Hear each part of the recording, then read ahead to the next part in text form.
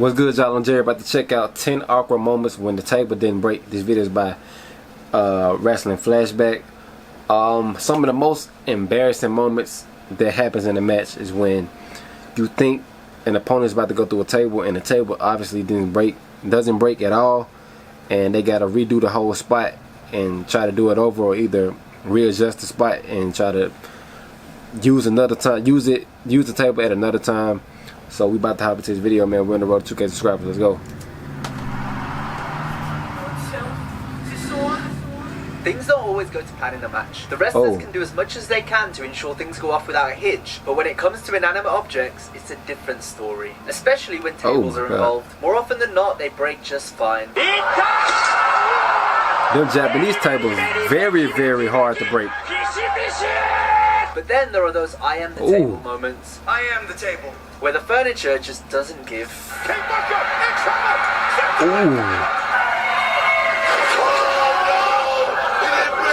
We'll be highlighting some of these moments today as we look at 10 wrestling matches where the tables didn't break. That table didn't break. The announce table is usually the biggest culprit in terms of not breaking. Yeah. Sometimes there might be gimmicked ahead of time, but this can be dangerous as the table might break too early. That happened a lot during This is something the Attitude Era. on a few occasions, including during his match versus CM Punk for the WWE Championship at the 2013 Royal Rumble. Damn. 1 month later at the Elimination Chamber pay-per-view, the two men would have a rematch where once again a planned spot using the announce table would go wrong. CM Punk hit the Great One with a rock bottom, but upon impact, the Rock just slid off the table.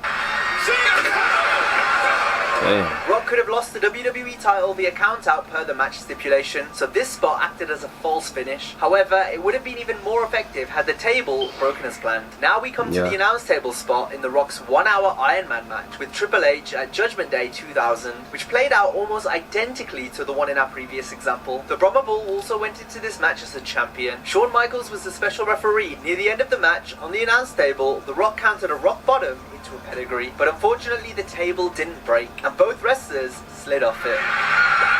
Yeah.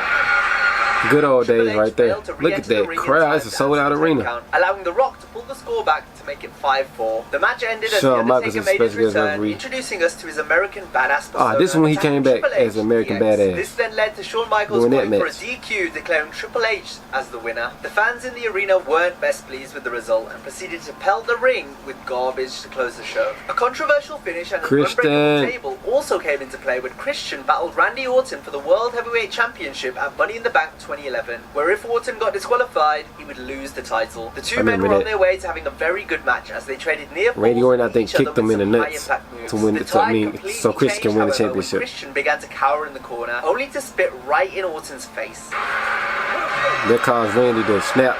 This infuriated Randy, who rained down punches before low-blowing Christian right in front of the referee. You gotta calm down, Randy. You gotta calm down. The ref had no choice but to disqualify the Viper, thus making Christian the new World Heavyweight Champion per the match stipulation. This is when the real beating would truly begin, as Orton attacked Christian on the outside and delivered an RKO onto the Spanish announce table. The table didn't move an inch though, but despite this, it looked like that was that, as Orton made his exit. However, the Apex Predator came back for more and gave the new World Champion one more RKO for good measure. Randy, stop it! Table still didn't break. Once again though, the table did not break, but it's fair to say Orton got his message across, as he did a great job in selling his frustration. Our next example, however, involves a wrestler getting angry for real. Sabu was as much of a loose cannon as he was a maniac, and this was there for all to see when he wrestled Flash Funk on the June 23rd, 1997 episode of Raw. The match was a showcase for ECW, who had a working relationship with the WWF at the time. Sabu displayed his unique offense by performing a somersault plancha and a leaping Hurricane Rana. The match spilled to the outside and ended in a double countout, but this didn't stop Sabu from doing an Asai moonsault to Flash as he lay on the table. But the table failed to break. It didn't break. 2 attempts. Oh. Sabu tried one more time by hitting a leg drop, only for the that table like it was real fucking made of wood. They look like a real wood table. Did table spots during this time, meaning they didn't have an appropriate breakaway table on hand to use. A furious Sabu left through the crowd, throwing chairs around as some fans hilariously tried to calm him down. Road Dogg and Gangrel would suffer a similar table mishap to Sabu less than 2 years later on Always War. The first table spot was executed perfectly as Gangrel powerbombed Road Dogg through the wood with no issue. The Road Dogg then looked to return the favour on the outside with an elbow drop, but the table didn't budge. A leg drop from the apron put a dent in the centre before another elbow, this time from the second rope, moving the table further. They tried this spot 3 times. Road Dogg did one more move on the table, hitting Gangrel with a suplex. I would say Sasha and Charlotte from the 2016 Hell in a Cell match. But Charlotte tried to put Sasha through the table and it didn't break. Next we go to WCW for their uncensored pay-per-view in 1998, where DDP defended the United States Championship against Raven and Chris Benoit in a triple threat match. DDP was taken out of the ring for some time after being thrown into a screen at the entranceway. Page later managed to crawl his way back up the ramp, entering the ring in time to knock Benoit to the outside. Dallas then geared up to hit the diamond cutter to Raven from the second rope onto the table below. However, the table ended up falling over instead of breaking due to Raven landing on his feet. I know that hurt.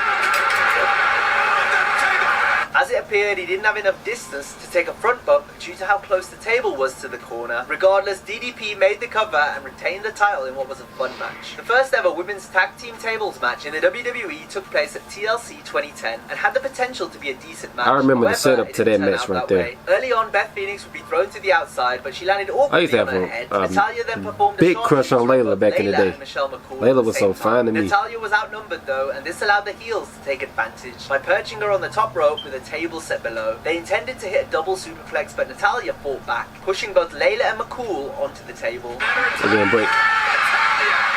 The table didn't break, meaning the match had to continue, but Natalia, already on the top rope, used this as the perfect opportunity to dive onto her opponents. This successfully broke the table and gave Natalia and Beth the win. That was a cool spot though. WrestleMania 21 gave us worked out for an incredible Natalia, first-time ever matchup between Shawn Michaels and Kurt Angle. It featured some memorable moments, which included Angle perched up on the announce table, only for HBK to perform a twisting crossbody. But unfortunately, the table never broke.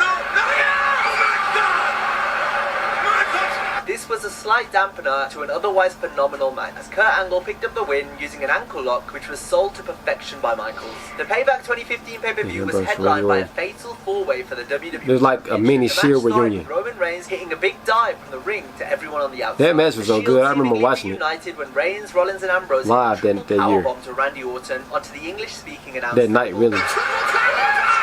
They reunited for like one night only, just to do that.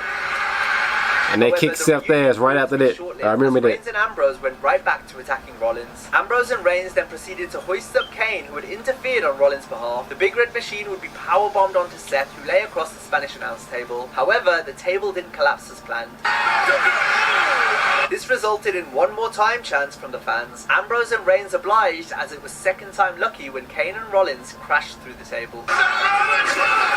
Lastly, we have an elimination tables match from Raw in the summer of 2001. Christian was the first person to go through a table after eating a 3D. Edge was the next one out after he received a spine buster from Booker T. This left Kurt Angle at a 3-on-1 disadvantage. The Olympic gold medalist's first elimination was to come following a belly-to-belly to Devon. However, Devon simply bounced straight off the table and topped over. Kurt repeated this spot, and this time the table successfully broke, clean in the middle. Angle then looked to eliminate Booker. Kurt hit an awkwardly looking angle slam as the legs on the table gave way, but not the table itself. Damn. I thought it was all about how heavy he was, so that the table could break. In the corner. This gave Kurt then a plan B as he threw Bubba onto the outside and then Irish whipped Booker right through the table. Damn. It was now a one-on-one situation. Earl Hebner then got taken out, allowing the Alliance's crooked referee Nick Patrick to step in. Just when it seemed Kurt was about to angle slam Bubba through the table to claim the victory, Patrick moved the table out of the way. Angle then chased Patrick to the outside and put him in the ankle lock on top of the announce table. Stone Cold then appeared, attacking Kurt from behind, bringing him back to the ring for a stunner. Austin would then help Bubba powerbomb Angle through the table to end the match.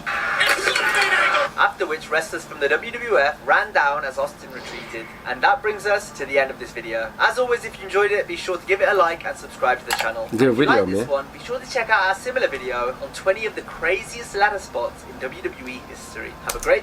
Alright, y'all, great video, man. This is a crazy video, man. Some of this stuff I did not even know that happened.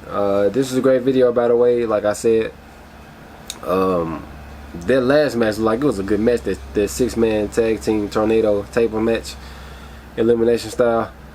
But overall, let me know what y'all thought of my reaction to this video. Like, comment, subscribe, and I'll see you next time. I'm out. Peace.